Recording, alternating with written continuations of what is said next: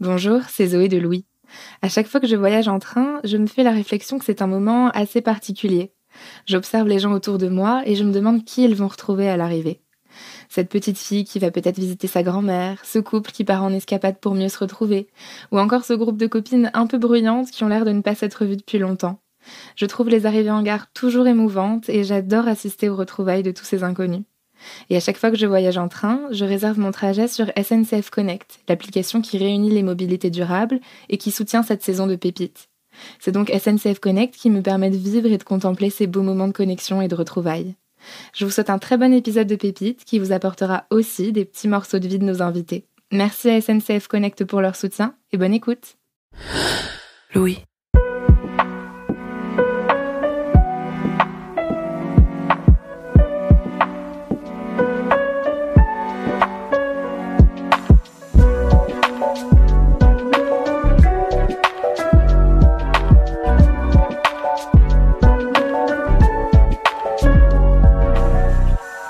Aujourd'hui, si je regarde en arrière, par exemple, je regrette tellement pas le temps que j'ai passé à faire un travail en profondeur sur moi, à être parfois loin du métier même, ou d'une idée de ce qu'est le succès, parce qu'en réalité, la vie c'est une expérience profonde, c'est pas qu'une expérience superficielle avec des résultats. Et ce qui est beau, c'est de mesurer que quand t'essayes de transformer profondément toi, parfois ça marche.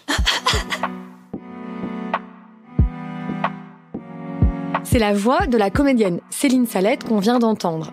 Et en préparant cette interview, Sébastien, j'ai réalisé que je l'avais découverte il y a plus de 10 ans au théâtre. C'était l'adaptation d'un chapitre de Ulysse, le roman de Joyce, et elle était seule en scène. Je l'avais vraiment trouvée hypnotisante.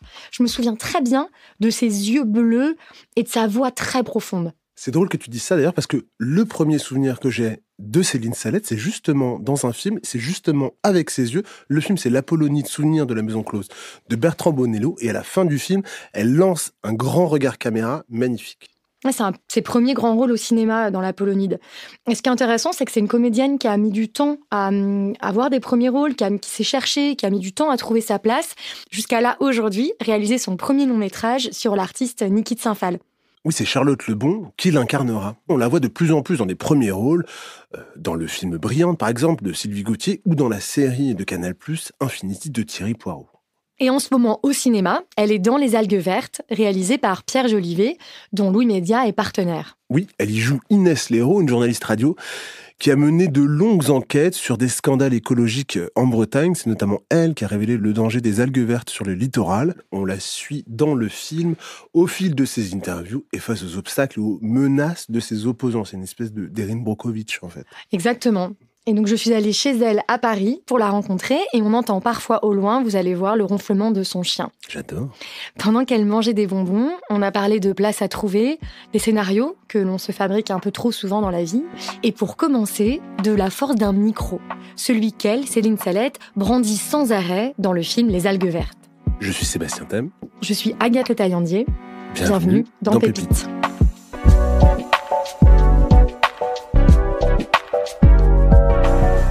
C'est hyper beau comme geste. Je trouve que c'est aussi un geste artistique hyper puissant de aller écouter l'autre.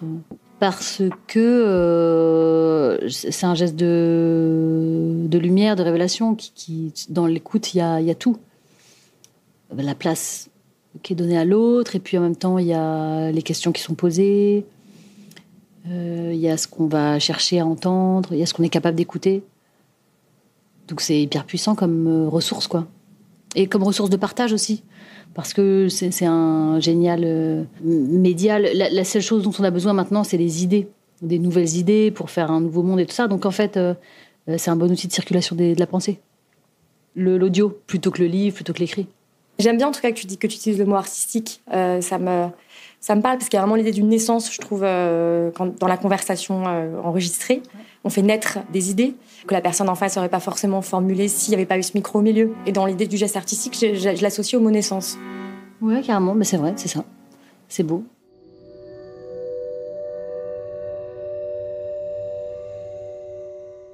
Donc dans quelques semaines, les algues vertes vont sortir. Au moment où le podcast va sortir, d'ailleurs, ce sera vraiment le moment de la sortie. Comment on se sent au moment où le film va être vu par le public ? Ouais, il y a une joie, en vrai. Moi, j'ai une joie parce que, d'abord, je sais le travail qu'on a fait. Je suis heureuse que les gens, s'ils ont envie, prennent part à cette histoire. Et je suis trop heureuse aussi parce que Inès Léraud, la jeune femme qui est représentée dans le film, qui est l'héroïne du film, c'est une jeune femme que moi j'ai rencontrée, que j'adore, et dont le parcours est hyper exemplaire et admirable à plein de points de vue. C'est vraiment une femme passionnante. Donc je suis trop heureuse que les gens découvrent son histoire. Est-ce que du coup tu peux nous partager son histoire? Donc Inès Léraud, c'est cette journaliste qui a enquêté sur les algues vertes en Bretagne. Ouais. Donc Inès, c'est cette jeune femme qui est donc journaliste, qui va aller s'enfoncer dans un sujet, en s'enfonçant dans un territoire, de façon tout à fait juste en s'engageant presque en totalité quand même, hein, sur cette question de l'empoisonnement. D'abord, elle fait des travaux sur des empoisonnements aux pesticides des ouvriers. Donc elle fait des sujets très politiques, et puis on vient la chercher sur les algues vertes, et puis elle découvre les dossiers sur le terrain. Et puis elle rentre dans le territoire, elle en tombe amoureuse et elle ne le quitte plus. Aujourd'hui encore, Inès vit en Bretagne et continue son travail pour comprendre la région, les enjeux qu'il habite aussi, parce que la Bretagne, c'est une terre agricole depuis longtemps, très profondément. Et puis c'est une région qui a été démembrée après la Seconde Guerre mondiale, comme c'est raconté un peu dans le film, par les gros industriels pour faire plus de profit. Et donc tous ces petits paysans bretons, toutes ces petites fermes ont été tuées au profit de l'agriculture intensive. Et au fond, c'est ce que le film soulève comme question. Quelles sont les conséquences de l'agriculture intensive et comment on s'en sort? Comment est-ce qu'on pourrait arriver à transformer la situation? Tu disais que tu l'avais rencontrée j'imagine, pour préparer ton rôle. Cette rencontre, est-ce que ça a permis de nourrir, toi, ton personnage? Est-ce que tu as fait d'autres choses pour rencontrer la Inès que tu incarnes dans le film? Ouais, d'abord, j'ai écouté tout ce qu'elle a fait. Ensuite, j'ai lu un peu des livres qu'elle m'a conseillés. Ensuite, on s'est beaucoup parlé. Elle m'a beaucoup raconté des choses qu'elle avait vécues, elle, comment elle les avait traversées intimement. Et c'est une femme brillante, merveilleuse, passionnante. Donc, honnêtement, j'ai juste eu trop de chance de l'approcher. Quant à ce niveau de responsabilité, c'est-à-dire incarner quelqu'un qui existe et que tu apprends à aimer dans les premières minutes que tu la rencontres, parce qu'elle est vraiment... C'est une femme géniale, vraiment.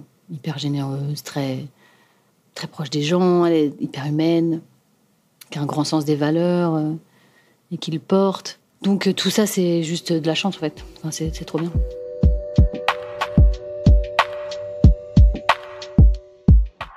Tu parles effectivement de ses valeurs, de ce qu'elle porte. Que toi, tu as l'impression, dans les rôles que tu choisis, d'être aussi dans cette quête-là, d'une forme d'engagement. Est-ce que c'est un mot que tu partages avec elle? Ouais, bien sûr. En tout cas, c'est un mot que j'essaye de partager avec elle. Je vois bien que, par exemple, il y a des degrés et des mesures. Elle vit sa vie de façon bien plus engagée que la mienne. Mais j'essaye, à ma façon, à travers les histoires, d'être un bon porte-voix et d'être éclairante, quoi, de porter du sens. Par exemple, dans quel rôle? Je sais pas, je pense au film Brillante, dans lequel tu joues une femme de ménage illettrée. À quel endroit ce rôle-là, il porte ce que tu viens de dire, c'est-à-dire une forme d'engagement, de positionnement par rapport au monde? Clairement, parce que c'est un endroit qui est un peu réduit au silence. Le cinéma, il est beau, ou en tout cas, le cinéma, le micro, tout ce qui peut apporter un éclairage, je trouve que c'est puissant quand ça va dans des endroits où on n'a pas l'habitude d'aller. L'illettrisme, c'est un non-sujet, ça n'existe pas. Enfin, c'est difficile d'avoir accès à ce que c'est. Moi, j'ai lu un livre merveilleux d'un type qui s'appelle Gérard Louviot, qui s'appelle Orphelin de mots, sur le parcours de cet homme, justement, qui n'arrive pas à apprendre à lire, en partie parce qu'il a un problème d'oreille, mais il ne le sait pas, et en autre partie parce que c'est compliqué sa vie. On a du mal à avoir conscience de ce que c'est, de ne pas avoir le code social. Et en fait, c'est passionnant de mettre la lumière là-dessus, je trouve. C'est un personnage dans le film, en Brillante, qui du coup le cache, en fait, donc qui porte une forme de honte sociale immense et qui est permanente et quotidienne. Est-ce que c'est un sentiment qui t'est familier, la honte? Oui, je crois que c'est un sentiment qu'on connaît tous. En tout cas, c'est un sentiment par lequel moi j'ai rejoint Karine. Je ne sais pas très bien pourquoi d'ailleurs. Mais ce truc, oui, c'est vraiment un truc d'enfant, quoi. L'illettrisme, ça te maintient dans l'enfance, puisque ça te rend dépendant. Elle, Karine, dans l'histoire, elle est dépendante de son fils, carrément, qui, évidemment, sait plus de choses qu'elle sur ce qu'a écrit partout autour d'elle. Donc, oui, cette espèce d'état d'enfance, c'est une chose qu'on peut tous avoir, je pense. Enfin, en tout cas, qu'on peut tous se rejoindre à un moment. C'est toujours génial de rentrer dans un rôle par un endroit, quoi, parce que t'apprends, tu grandis. Ouais. Puis c'est une manière de rencontrer d'autres vies que la tienne. Ouais, il y a vraiment cette idée-là derrière, quoi. Oui, mais par l'incarnation, c'est-à-dire ça vient dans ton corps, quoi. c'est pas que l'idée, ça vient dans ton corps aussi, ça, c'est marrant. Ouais, c'est pas que, entre guillemets, tendre le micro, on en parlait au début, de ce que c'est que tendre un micro et de libérer la parole, la pensée de l'autre. Ouais.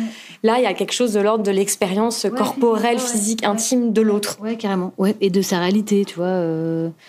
Si tu joues quelqu'un qui est très bien habillé, ce que ça fait de porter ce vêtement, ce truc d'être acteur et d'être 1000 et personne, tu vois, c'est assez passionnant.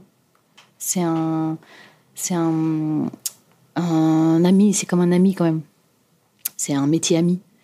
Parce que même si lui, il a son lot de violences et difficultés, quand tu as la chance d'incarner une histoire ou une vie, tout ce que ça charrie, c'est hyper précieux. Ce geste vers l'autre, est-ce que ça permet un retour sur soi ? Est-ce que c'est un endroit pour toi aussi de connaissance de toi ? Pas du tout.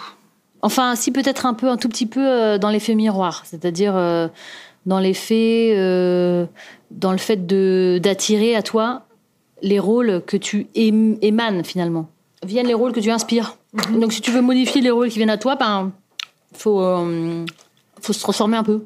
Tu dirais du coup que tu attires quel type de rôle ?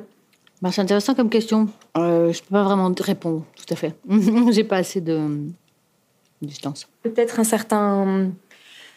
Tragique, le mot est un peu fort, mais quelque chose quand même d'une profondeur, une certaine mélancolie, une certaine distance par rapport aux choses aussi, je trouve. Peut-être. Oui, il y a une forme de profondeur, trouble, mélancolie, complexité. Il y a ça. Non, mais c'est vrai, il y a ça chez moi. Elle vient d'où, cette mélancolie ? Elle vient peut-être de... si j'y pense vraiment, je pense qu'elle vient un peu de quand on était petit, quoi. Je me bagarre un peu avec l'ennui et l'attente, je pense. Il y a une partie de moi qui est vraiment, a vraiment besoin d'être désennuyée. Et une autre partie tire vers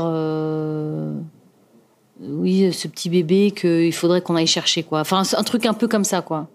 Et une autre partie de moi lutte activement pour sortir de cet état de bébé qui attend qu'on vienne le chercher. Est-ce que cet état d'attente que tu décris, qui a un côté effectivement de l'enfance aussi, est-ce que c'est ce que tu expérimentes en tant que comédienne, quand on attend un rôle ? Oui, c'est ça. C'est une pure continuité. Mais c'est aussi ce avec quoi je me bagarre et qui fait aussi que j'ai écrit, réalisé mon premier film. Enfin, tu vois que c'est un état que j'aime et que je combats. L'attente ? Ouais. L'ennui, l'attente, ouais. Le désœuvrement. Enfin, l'attente, c'est vraiment la dépendance, quoi. C'est vraiment se mettre en dépendance. Parce qu'en fait, même si tu fais rien dans la vie ou si tu travailles pas, t'es pas obligé d'attendre. Tu peux juste vivre, t'occuper, enfin, tu vois. Attendre, c'est autre chose. Je repense à une phrase dans Un été brûlant, je l'ai revue là, avant de te rencontrer, où le personnage que tu incarnes, Elisabeth, dit « J'ai un besoin d'amour immense, peut-être plus que les autres ». Elle dit ça à son compagnon, ils sont allongés. C'est comme si elle le prévenait un peu d'un certain danger. Ouais. C'est cette question de l'amour aussi, enfin, et du besoin d'être aimé. Est-ce que tu dirais que ça fait partie aussi du métier d'acteur et d'actrice ? Oui, c'est sûr. Mais tu vois, chez les acteurs, il y a un côté pleaser un peu. Tu vois, je vais jamais rentrer en conflit, je veux tout le temps... Dans ce truc de vouloir être aimé, qu'on entend comme un truc un peu narcissique de « j'ai envie qu'on m'admire », il y a aussi une dimension chez les acteurs qui est je ferai ce que vous voulez, quoi. C'est pas exactement la même chose. Et ça procède pas du même truc. Vouloir être aimé, c'est aussi parfois passer par-dessus soi pour satisfaire quelqu'un. C'est aussi ne pas prendre en compte une limite qui serait la sienne. Être au détriment de soi. Donc c'est pas tout à fait un truc qui est enfin, en tout cas chez moi, qui est exactement pareil que je veux que tout le monde m'aime ou je veux que tout le monde m'admire. J'ai besoin d'être aimée, c'est aussi si je ne rencontre pas l'approbation, alors je ne suis rien.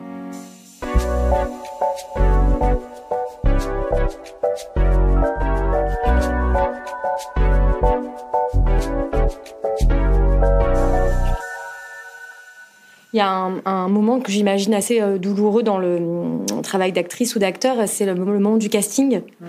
Est-ce que tu aurais un souvenir où il s'est un peu passé là, ce qu'on est en train de se raconter, c'est-à-dire le besoin d'être validé et en même temps la douleur peut-être qui peut se dégager de ça, quoi. Tout le temps. Mais par exemple, je me rappelle le pire casting que j'ai passé, c'est celui que j'ai pas passé. Par exemple, je me rappelle que quand Tarantino cherchait un rôle pour son film, ça m'avait rendu hystérique pendant 2 jours. Jusqu'à ce que je comprenne que je passerais jamais les essais parce que je faisais juste pas partie de la catégorie des actrices qui passaient les essais. Donc ça, par exemple, c'était génial de constater que je pouvais monter 2 jours comme si j'étais, je sais pas, en drogue, et après redescendre immédiatement en me disant que c'est un non-événement qui t'affecte, quoi. C'est juste aussi ces choses de l'ordre du fantasme. C'était vraiment au début. Moi, je sais que mon désir à ce moment-là, quand j'étais une jeune actrice, par exemple, c'est un truc que je peux dire aux jeunes actrices et tout ça, c'était vraiment un désir qui pensait qu'on viendrait me chercher. Et ce truc, de nouveau, d'attendre qu'on vienne te chercher et de pas aller au-devant du travail, des rencontres, même des rôles et tout ça, c'était un truc qui était vraiment très ancré en moi et qui, je pense, m'a empêché simplement de rencontrer des gens, de me déployer dans l'amour de mon métier, de creuser. Tu parles au passé, là.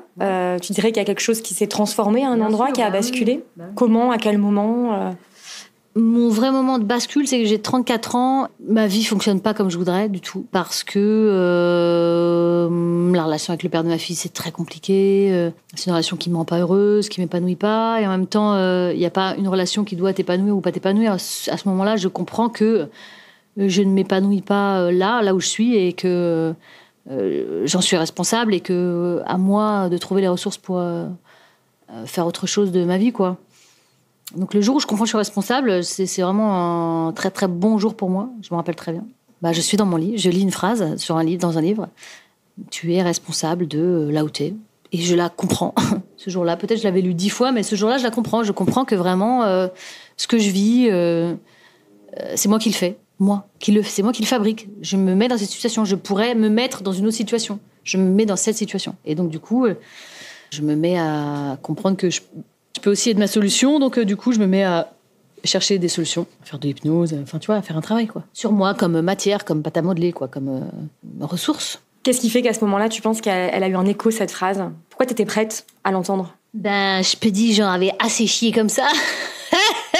Je m'en étais bien mis plein la gueule et c'était bon.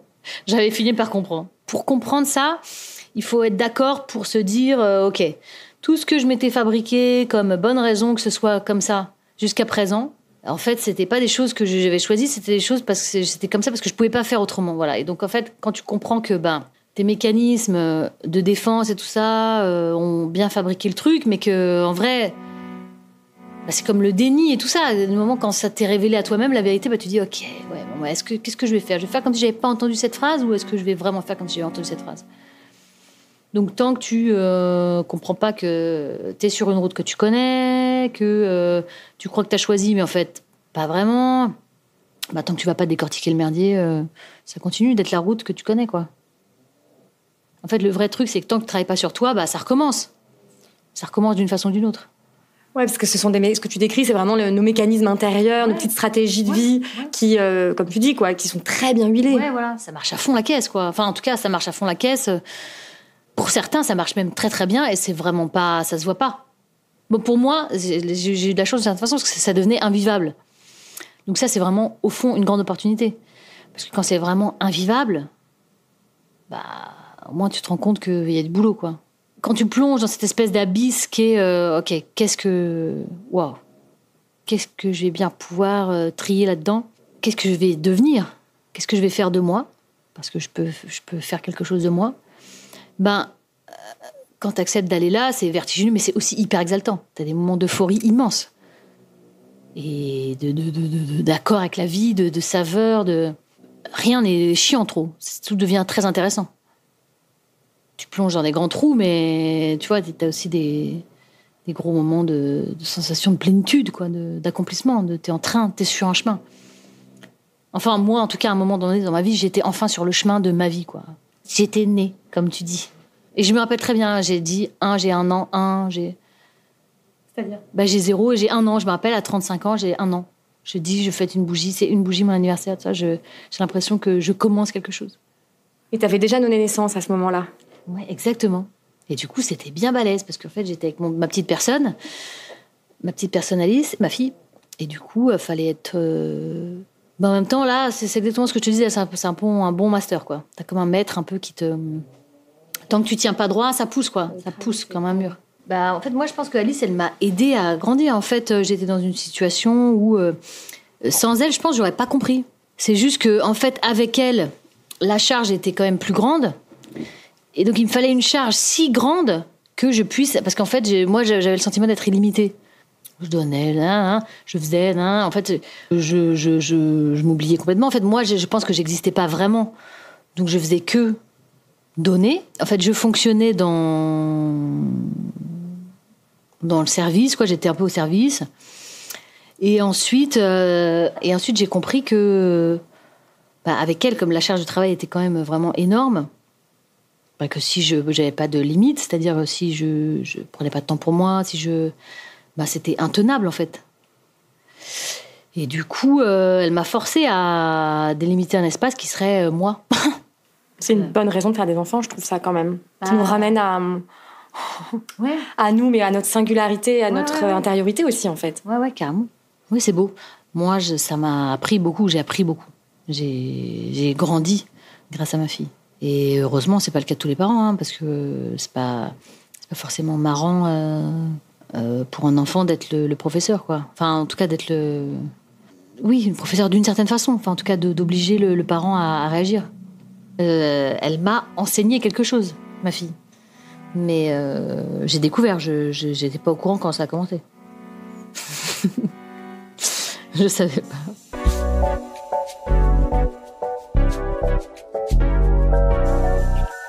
Et à l'intérieur de ça, donc cette question de naissance dont on parle, par rapport au jeu, par rapport à ton travail de comédienne, parce qu'à l'époque t'es comédienne, quelle place prend ton métier à ce moment-là dans ces réflexions et dans ce désir de te trouver plus fortement, plus intimement? Mon métier, il me ramène exactement à cet endroit-là, l'endroit d'être pour les autres. Et du coup, c'est une chose qui se met à évoluer aussi à mesure que j'évolue. Après, ça prend des années, mais aujourd'hui, je dirais que ça a pris beaucoup de temps.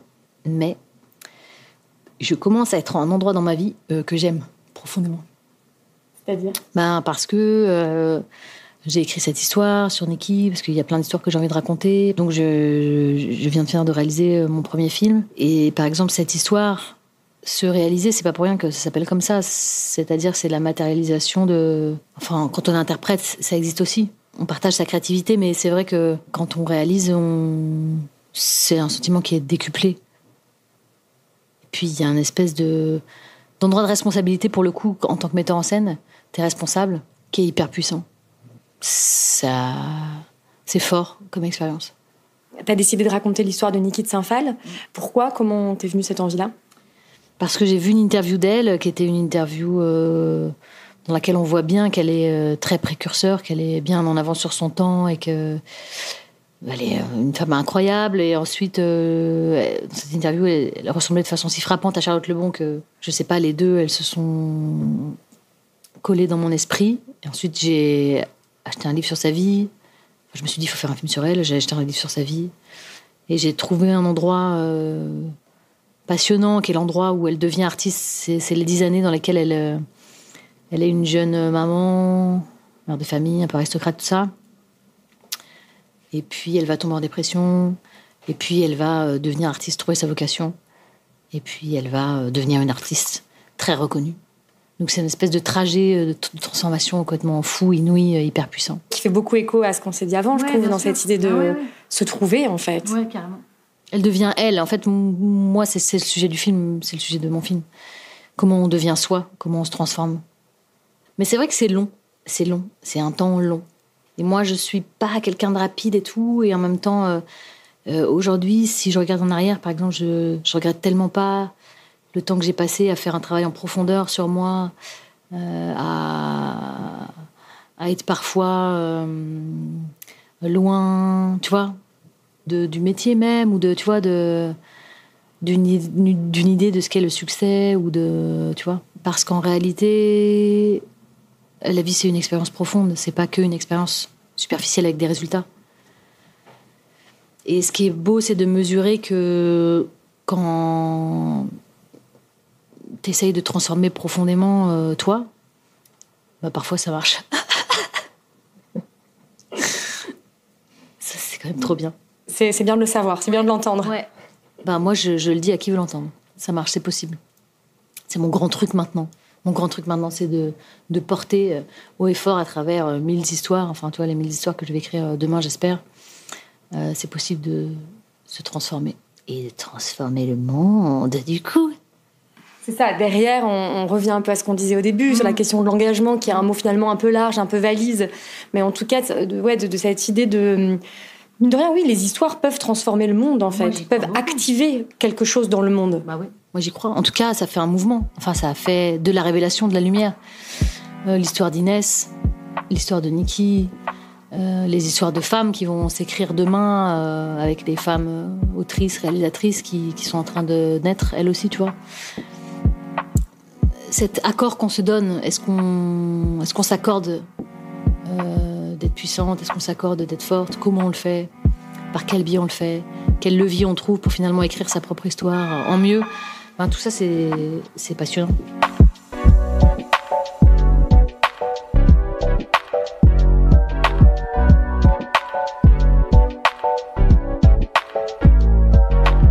Vous venez d'écouter Pépite, un podcast Louis Média présenté par Agathe Le Taillandier et Sébastien Thème. Mon invitée du jour était la comédienne Céline Salette, que vous pouvez voir actuellement au cinéma dans Les Algues Vertes de Pierre Jolivet, dont Louis Média est partenaire. J'ai monté cet épisode de Pépite. Il a été réalisé et mixé par le studio La Fugitive, avec une musique originale composée par Michael Lio. À très bientôt dans Pépite.